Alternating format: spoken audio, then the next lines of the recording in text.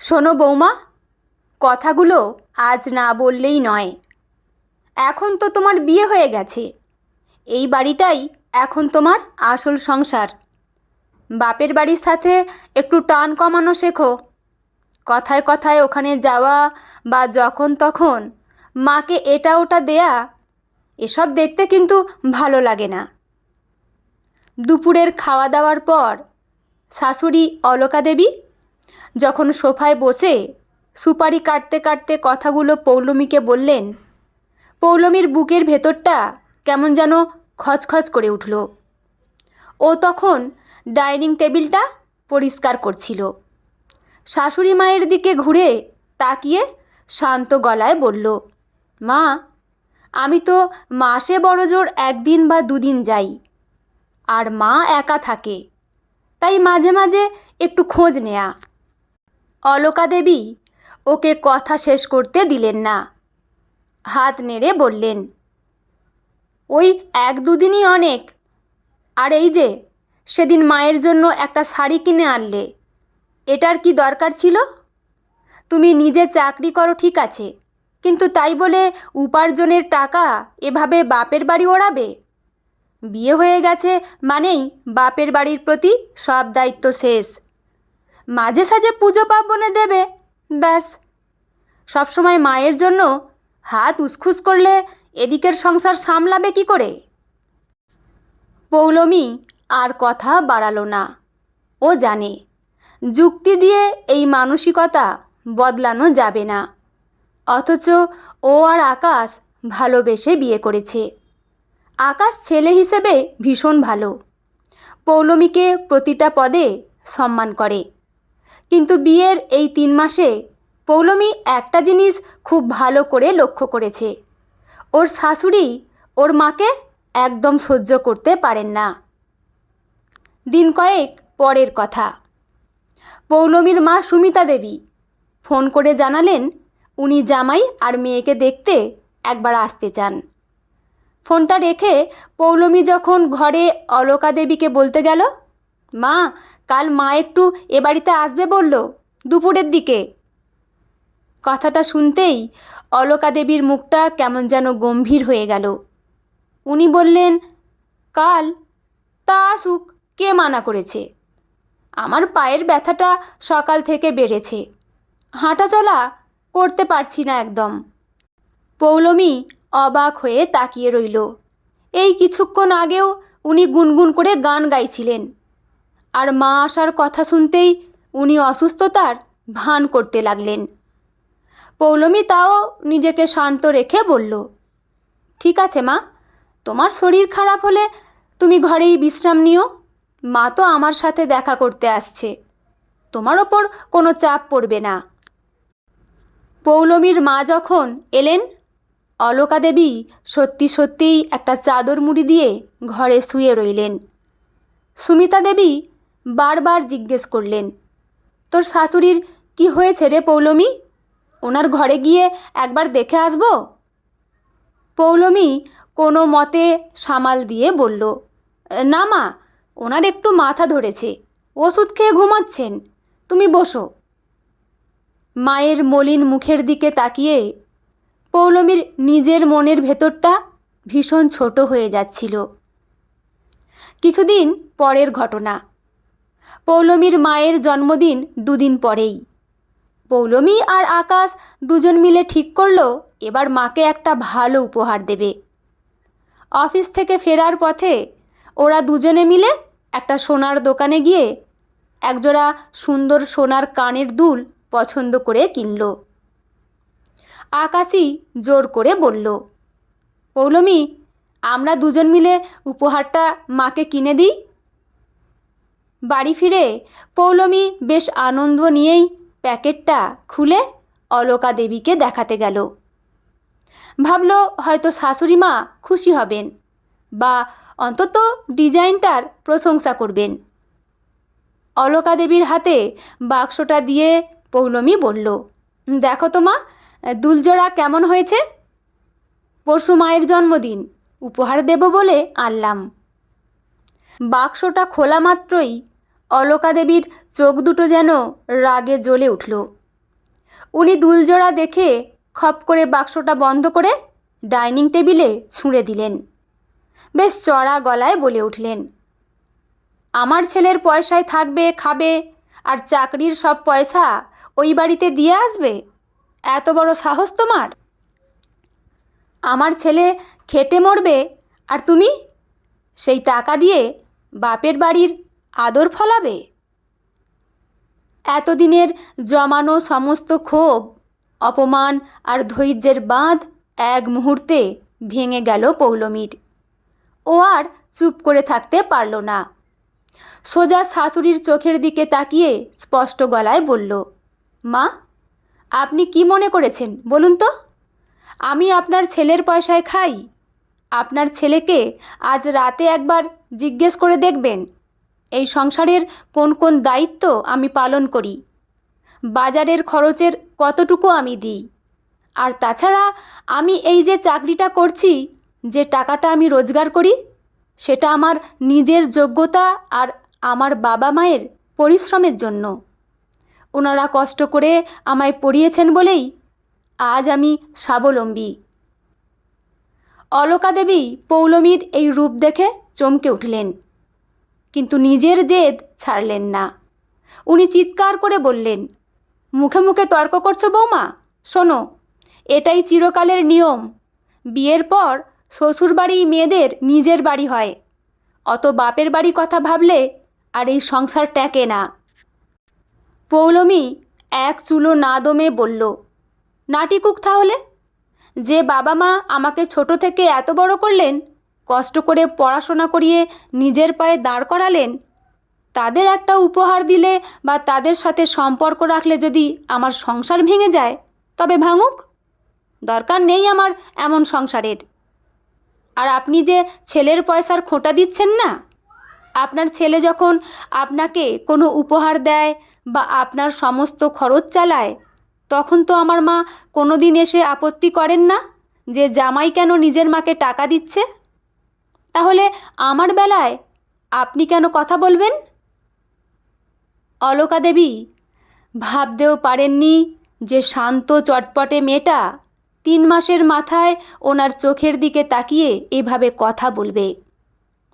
ওনার চেনা ছকের বাইরে গিয়ে পৌলমী যখন নিজের অধিকারের কথাগুলো সপাটে বলছিল, অলকা দেবীর ফর্সা মুখটা রাগে আর অপমানে লাল হয়ে উঠেছিল।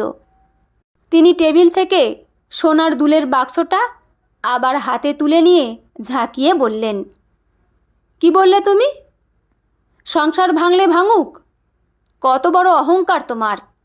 একটা সোনার দুলের জন্য তুমি আজ নিজের শাশুড়িকে এভাবে অপমান করছো? আর ছেলের কথা বলছো? আকাশ আমার নিজের রক্ত, ও আমাকে দিলে সেটা ওর কর্তব্য। তোমার মায়ের ওপর আমার ছেলের কিসের কর্তব্য শুনি?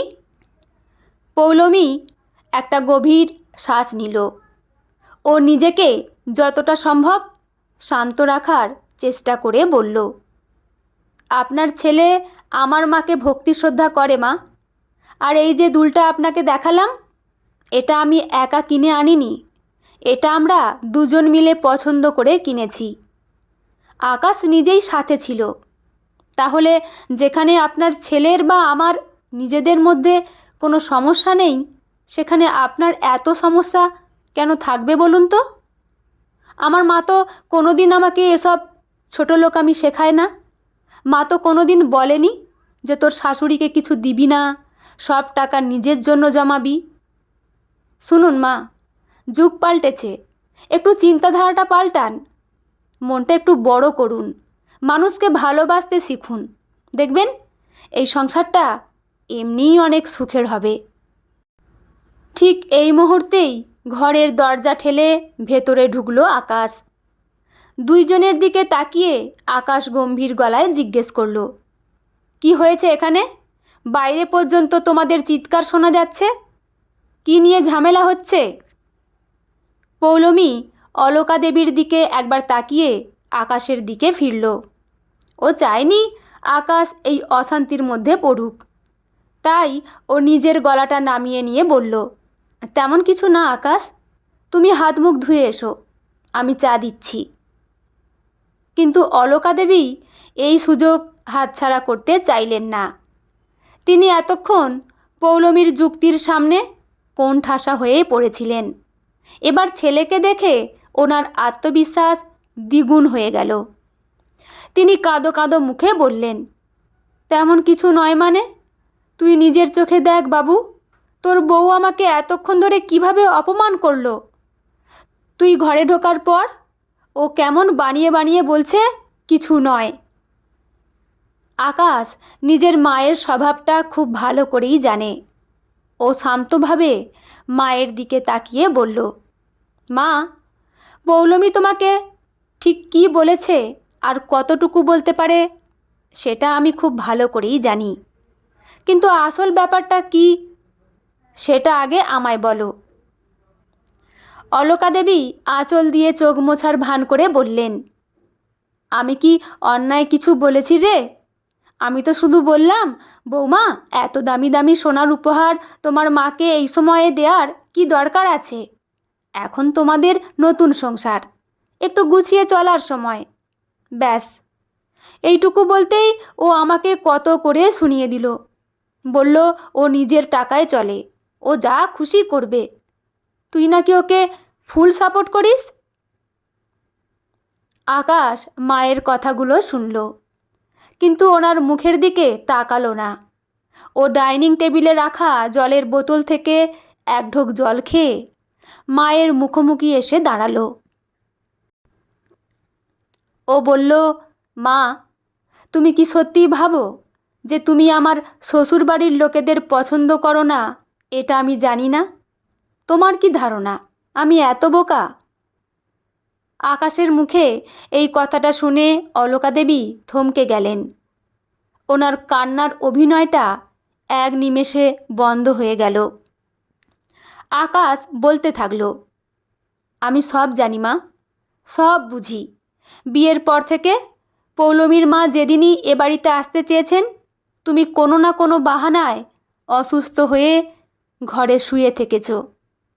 পৌলমী যখনই ওনার জন্য একটা শাড়ি বা সামান্য কিছু কিনে এনেছে, তুমি মুখ হাঁড়ি করে বসে থেকেছ। আমি কিন্তু এতদিন একটা সীমা পর্যন্ত অপেক্ষা করছিলাম। আমি ভেবেছিলাম তুমি নিজে থেকে বুঝবে, পরিস্থিতিটা সহজ হবে। কিন্তু আজ তুমি নিশ্চয়ই পৌলমীকে এমন কিছু বলেছ যার জন্য ও তোমাকে কথা শোনাতে বাধ্য হয়েছে। অলকা দেবী এবার থতমত খেয়ে বললেন, বাবু, তুই নিজের মায়ের থেকে ওই পরের বাড়ির মেয়েটাকে বেশি বিশ্বাস করছিস? পৌলমী এই বাড়ির বৌমা, ও কোনো পরের বাড়ির মেয়ে নয়। আকাশ স্পষ্ট গলায় বলল। আর তুমি নিজের সম্মানটা দয়া করে নিজে নষ্ট করো না মা। একটা সোজা হিসেব তোমায় বলি, তুমি যদি পৌলমীর মাকে সহ্য করতে না পারো, ওনাকে সম্মান দিতে না পারো, তবে পৌলমীও কোনো দিন তোমাকে মন থেকে মা বলে মানতে পারবে না। এটাই স্বাভাবিক নিয়ম। আসলে সন্তানরা এরকমই হয় মা। বাবা মায়ের অপমান কোনো সন্তান মুখ বুজে মেনে নিতে পারে না। আজ পৌলমী যেমন ওর মায়ের অপমান সহ্য করতে পারেনি, ঠিক তেমনই কালকে যদি কেউ তোমাকে অপমান করে, আমিও সেটা মেনে নিতে পারবো না। অলকা দেবী স্তম্ভিত হয়ে নিজের ছেলের দিকে তাকিয়ে রইলেন। ওনার মুখ দিয়ে আর কোনো কথা বেরোচ্ছিল না। অলকা দেবী সোফাটায় যেন পাথর হয়ে বসে রইলেন। নিজের ছেলের মুখ থেকে এত বড় সত্যিটা এভাবে সপাটে শুনতে হবে সেটা তিনি স্বপ্নেও ভাবেননি। ঘরের সিলিং ফ্যানটার একটানা আওয়াজ ছাড়া আর কোথাও কোনো শব্দ নেই। আকাশের গলাটা এবার আরও একটু নরম হলো। ও মায়ের খুব কাছে গিয়ে বসল।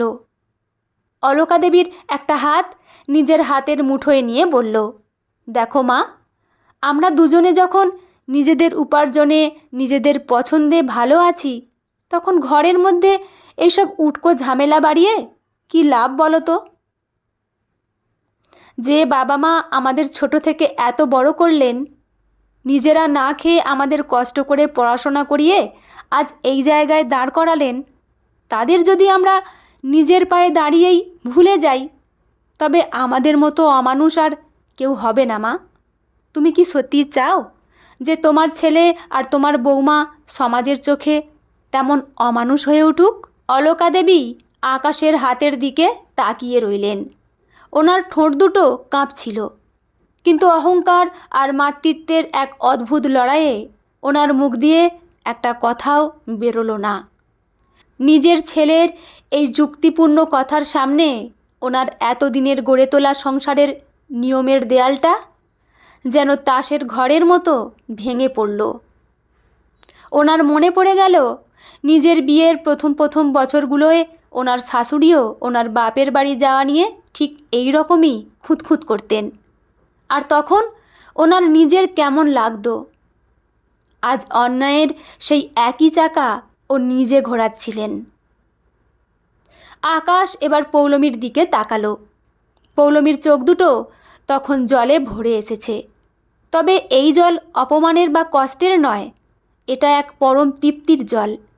ও মনে মনে ভাবছিল জীবনে ও এমন কি পুণ্য করেছিল কে জানে, যার ফলে আকাশের মতো একজন বিচক্ষণ মেরুদণ্ড সোজা আর বিচার বুদ্ধি সম্পন্ন মানুষকে সে স্বামী হিসেবে পেয়েছে।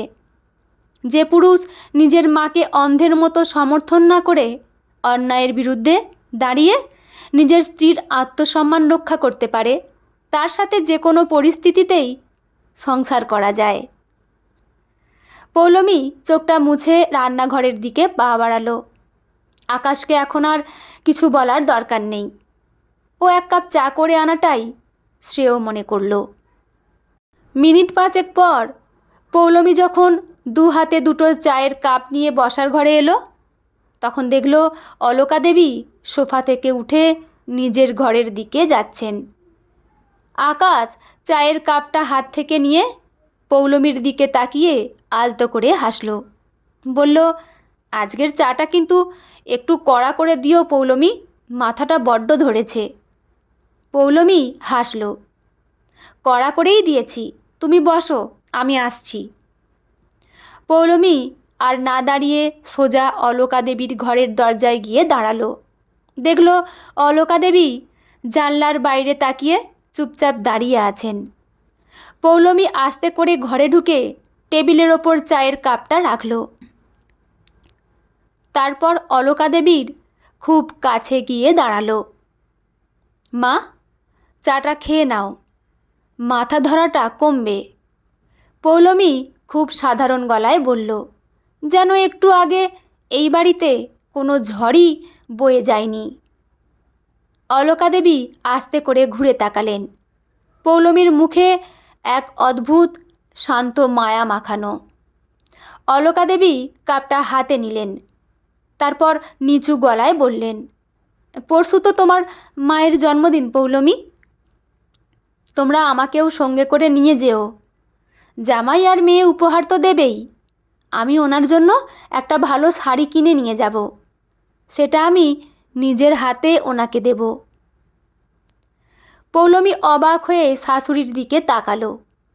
ওনার চোখে একটা অপরাধবোধের ছায়া।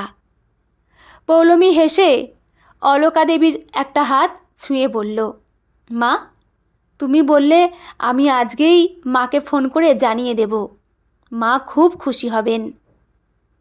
পৌলমী বুঝল যুগ সত্যিই পাল্টাচ্ছে, আর সেই পাল্টানোর হাওয়া এবার ওদের এই ছোট্ট সংসারেও লাগতে শুরু করেছে। বন্ধুরা, গল্পটি এখানেই সমাপ্ত। আপনাদের কেমন লাগলো অবশ্যই কিন্তু কমেন্ট করে জানাবেন। আর হ্যাঁ, চ্যানেলে নতুন বন্ধু হয়ে থাকলে চ্যানেলটি অবশ্যই সাবস্ক্রাইব করে আমার পাশে থাকবেন। এতে করে কি হয় বলুন তো, আরও নতুন নতুন গল্প পাঠ করার জন্য আমরা উৎসাহিত পাই। লেখা সুপ্রিয়া ঘোষ, পাঠে আমি রিমি। দেখা হচ্ছে পরের কোনো গল্প নিয়ে। ভালো থাকবেন সবাই, ধন্যবাদ।